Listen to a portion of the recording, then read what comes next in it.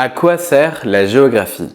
C'est une question que je reçois souvent, que ce soit dans l'espace commentaire, que ce soit sur mes réseaux sociaux, Instagram et Twitter, ou bien même par mail. Et y répondre comme ça, simplement en quelques mots, c'est souvent être imprécis, être inexact et souvent très compliqué en fait. Aujourd'hui, dans cette vidéo, on va essayer de voir ensemble à quoi sert concrètement la géographie. Allez, c'est parti!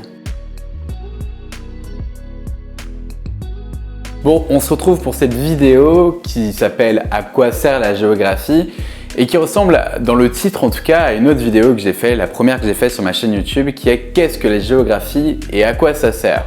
Alors vous allez me dire « Pierre, tu recycles les sujets, tu reparles de la même chose, tu cherches à faire des vues ?» Absolument pas. Dans cette première vidéo, que je vous invite à découvrir juste ici si vous ne l'avez pas encore fait, j'aborde finalement la géographie de manière épistémologique, entre guillemets, parce que je reviens pas vraiment sur l'histoire de la géographie, mais plutôt sur ses définitions et sur ses usages à partir de ces différentes définitions scientifiques.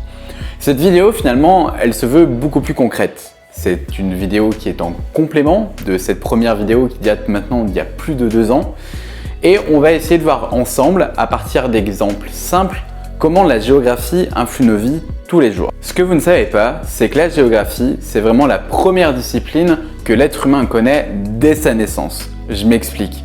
Comme je l'ai souvent dit, la géographie, c'est la science de l'espace. Et la première chose que l'on fait, rien qu'à notre naissance, c'est de se repérer dans un espace. Alors au départ, c'est un espace restreint, bien évidemment, puisque l'humain n'a pas les capacités vraiment de comprendre ce qui se passe autour de lui lorsqu'il est bébé. Mais en grandissant, on s'approprie des espaces, des territoires, des endroits que l'on connaît et on fait de la géographie au quotidien.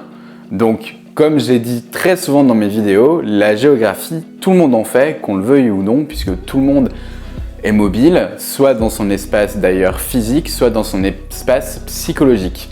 La géographie, ça peut très bien être quelque chose aussi de virtuel. J'avais d'ailleurs fait une vidéo sur ce sujet-là. Si vous ne l'avez pas encore vu, c'est juste ici. La géographie est donc une science de l'espace. On va aller plus loin. La géographie, c'est la science qui sert d'abord à conquérir des territoires. En effet, lorsque l'être humain est apparu sur la planète, lorsqu'il a en tout cas évolué, il a été amené à se déplacer sur différents territoires. Il a conquis le monde, il a conquis les espaces, comme toutes les autres espèces animales par ailleurs. Cette histoire de conquête, de découvrir de nouveaux espaces, ce n'est pas propre à l'être humain.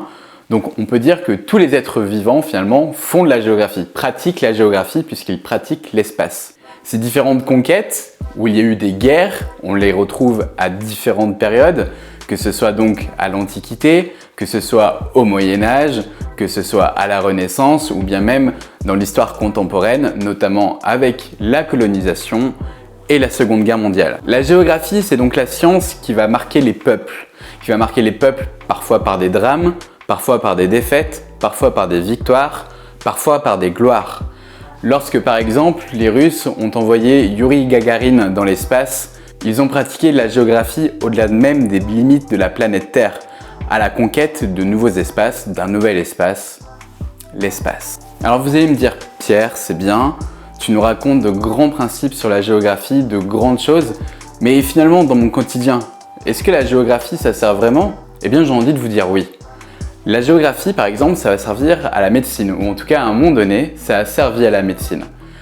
Dans certaines de mes vidéos, je vous ai parlé de systèmes d'information géographique, notamment d'un logiciel QGIS où je vous ai présenté différents tutoriels. Les origines de la SIG viennent d'un médecin qui s'appelle John Snow, qui était un médecin au 19e siècle, un médecin britannique. À cette époque-là, il y avait une grande épidémie de choléra en Grande-Bretagne et on n'arrivait pas à comprendre d'où venait vraiment cette maladie. John Snow a donc pris une carte et essayé de situer les différents foyers épidémiques pour comprendre l'évolution et la propagation de la maladie. Et en fait, il s'est rendu compte, en faisant cette analyse cartographique, que la maladie venait des puits qui étaient situés à proximité des habitations et donc de l'eau.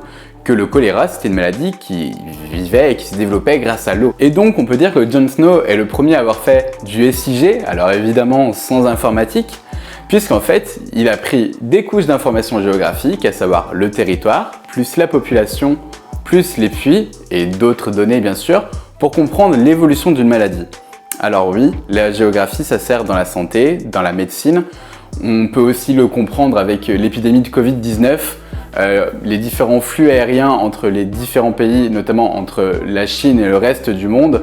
On a vu que le Covid est arrivé dans les régions du monde qui avaient le plus d'échanges avec la Chine, que ce soit des échanges humains, mais surtout des échanges commerciaux. Sans l'étude de ces différents flux géographiques, l'être humain serait bien moins capable de maîtriser certaines choses, en tout cas, notamment donc la propagation des maladies, mais aussi les échanges commerciaux, les échanges humains. Sans la connaissance géographique, l'être humain il serait beaucoup plus sédentaire, mais au sens réel du terme, c'est-à-dire qu'il ne bougerait pas de son espace, vivrait avec les quelques choses qui sont autour de lui, les choses vitales notamment, et ça s'arrêterait là. La géographie, ça sert également à comprendre les inégalités sociales que l'on appelle aujourd'hui, en géographie en tout cas, les inégalités socio-spatiales. En effet, grâce à la géographie, on est aujourd'hui capable d'analyser pourquoi il y a certaines zones qui sont plus pauvres, plus modestes que d'autres, et pourquoi à l'inverse, il y a des zones qui sont plus riches que d'autres.